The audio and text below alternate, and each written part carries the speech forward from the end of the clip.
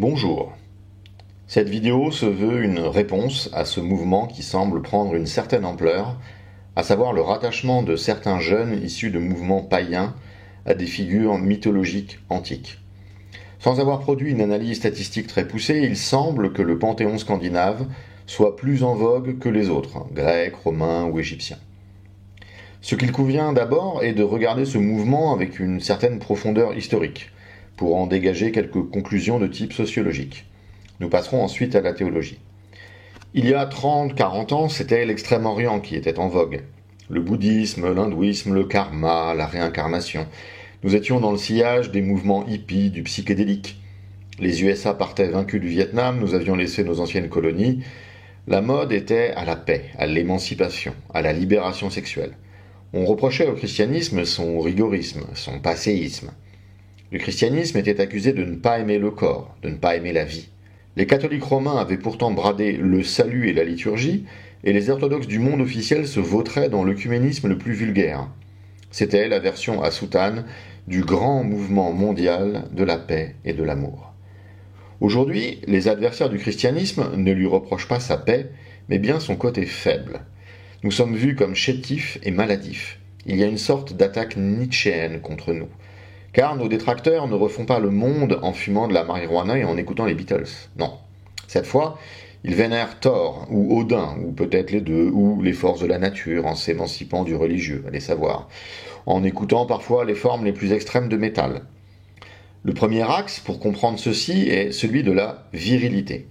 Tiraillés par leurs hormones et par des recherches de modèles virils, ces jeunes hommes ont bien diagnostiqué que les guerriers musulmans sont irrémédiablement exogènes à leurs recherches virilistes, souvent matinées d'idéologie identitaire. Il est vrai qu'au premier abord, Jésus n'offre pas de modèle de virilité guerrière capable de satisfaire les débordements hormonaux de nos probables célibataires involontaires. Il se tourne donc plus naturellement vers les Vikings, trouvant probablement plus virils des guerriers scandinaves fondant sur les territoires du nord de l'Europe. Certaines tentatives pathétiques pour faire de Jésus un Gaulois tiennent davantage de l'humour que de la recherche sérieuse, mais cela montre un trait classique. Jésus est trop séduisant. Alors on veut le sortir du christianisme.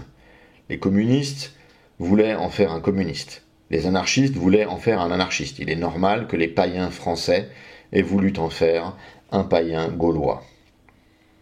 Le second axe pour comprendre ceci est celui de la rébellion.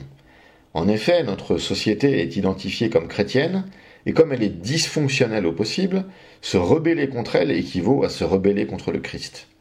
Ainsi, écouter du métal satanique vanter la cruauté de tel ou tel démon leur semble transgressif. Quelle erreur d'analyse! Nous ne sommes plus au Moyen-Âge, malheureusement. La société n'est que superficiellement chrétienne, la culture est chrétienne. Pour exister culturellement, ils sont donc obligés de faire dans l'antichristianisme. Quel courage que d'attaquer institutionnellement et culturellement un christianisme mourant. On aimerait voir à l'œuvre le même courage, relativement à l'islam ou au judaïsme. Mais nos petits vikings sur YouTube, nos conducteurs de dracars sur Facebook, ne se projettent probablement pas vers les destins de Charlie Hebdo pour l'islam ou de Sora les Dieudonné pour la partie judaïsme. Non, leur cible, c'est le Christ, son Église, son message. Ce déluge de courage fascine et interroge. Passons maintenant au volet purement théologique. Messieurs, ce que vous faites en adorant un autre Dieu que le Dieu d'Abraham, d'Isaac et de Jacob, est de vous préparer un palais en enfer. Pas d'échappatoire non plus en déclarant sortir du religieux pour retourner à une harmonie avec la nature, c'est pareil. Il y a plusieurs questions à vous poser ici pour ne pas tomber dans un piège aussi grossier. Tout d'abord, il ne peut pas y avoir plusieurs vraies religions. Quel est votre critère de vérité pour le panthéon des Vikings? Quelle est la base scripturaire et historique de ce mouvement? Pourquoi Odin et pas Jupiter? Quels sont les grands accomplissements artistiques, philosophiques et scientifiques des Vikings? C'est le néant intersidéral. Cela n'a rien donné. Regardez ce que sont devenus les pays scandinaves, des pays féministes gagnés par la même lèpre mondialiste que l'Occident chrétien. Votre revival viking n'est même pas un mouvement sociologique de fond dans les pays qui ont abrité ces croyances. Vous détestez le christianisme parce que ce que l'on vous a montré comme christianisme est une parodie. Il n'est pas forcément davantage détestable que votre foi, mais cela n'est pas le vrai christianisme. Actuellement, vous voyez dans le christianisme quelque chose d'efféminé et de faible. Ceci ne concerne pas le christianisme. La pratique homosexuelle y est condamnée sans la moindre ambiguïté. Et ce n'est pas là que se situe l'essentiel. Dieu a fondé une église pour ceux qui acceptent son salut. Mais faire partie de cette église demande un certain travail, une certaine démarche, un certain courage. Et là, on ne parle pas de circonférence de biceps, on parle de choses sérieuses. Il convient de rappeler ici les enjeux. À la fin des temps, vous passerez en jugement, non pas devant Odin pour savoir si vous vous êtes battu bravement au combat, mais devant le Christ, pour savoir si vous avez été fidèle à son Église, à ses enseignements, à ses commandements. En partant de là, vous passerez l'éternité dans la béatitude céleste ou dans les tourments les plus effroyables. Pesez bien le pour et le contre dans votre démarche. On ne doit pas prendre ce genre de choses à la légère. Les psaumes du roi David nous enseignent que les dieux que vous adorez sont des démons. Arrêtons-nous un instant sur le roi David, vous qui cherchez des figures viriles. David a fait des guerres. David a tué des ennemis de ses propres mains. Il avait 18 femmes et beaucoup d'enfants. Ces guerres, il les a fait sur les ordres de Dieu. Il faut bien comprendre que le roi David est une figure éminente de la foi chrétienne. C'était un solide guerrier.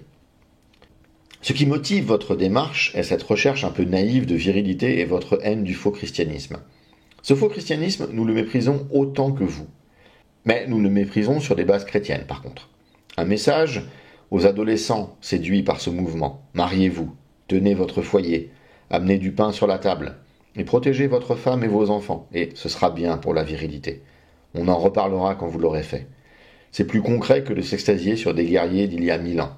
Et surtout, si vous êtes dans une démarche religieuse ou spirituelle, aussi saugrenue soit-elle, c'est que vous recherchez un absolu. Capitalisons là-dessus. Le monde mercantile, efféminé, relativiste, faible et décadent vous répugne ? Parfait. Venez faire la connaissance des guerriers de la Bible, des souverains d'Israël d'avant le Christ, des souverains français défenseurs de la foi et de la nation, Clovis, Charles Martel. La force que vous cherchez avec tant d'ardeur était en France avant qu'elle cesse d'être chrétienne. C'est en perdant le Christ que la France a petit à petit perdu sa force. Cette faiblesse qui vous répugne, c'est le Christ qui manque. La force que vous cherchez, c'est celle du Christ vivant dans son Église. Vous luttez contre ce que vous aimez sans pouvoir le nommer. Venez nous rejoindre dans la vraie Église, celle de Clovis et de la monarchie royale. Nous ne prions pas pour la République, mais attendons sa chute. Bienvenue dans les catacombes.